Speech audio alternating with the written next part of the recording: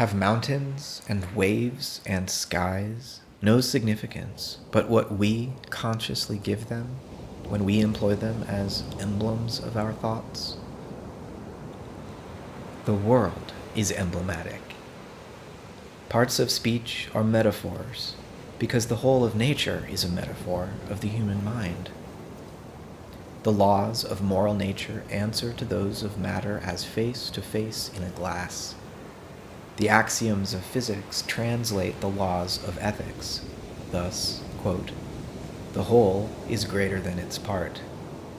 Quote, reaction is equal to action. Quote, the smallest weight may be made to fit the greatest, the difference of weight being compensated by time, and many the like propositions, which have an ethical as well as physical sense. These propositions have a much more extensive and universal sense when applied to human life than when confined to technical use. This relation between the mind and matter is not fancied by some poet, but stands in the will of God, and so is free to be known by all men.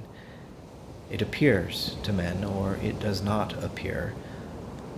When in fortunate hours we ponder this miracle, the wise man doubts if at other times he is not blind and deaf. Quote, can these things be and overcome us like a summer's cloud without our special wonder?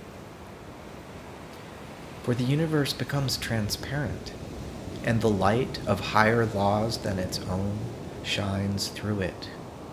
It is the standing problem which has exercised the wonder and the study of every fine genius since the world began, from the era of the Egyptians and the Brahmins to that of Pythagoras, of Plato, of Bacon, of Leibniz, of Swedenborg.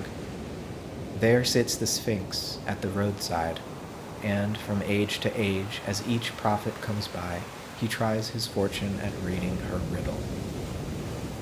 There seems to be a necessity in spirit to manifest itself in material forms, and day and night, river and storm, beast and bird, acid and alkali, pre-exist in necessary ideas in the mind of God, and are what they are by virtue of preceding affections in the world of spirit.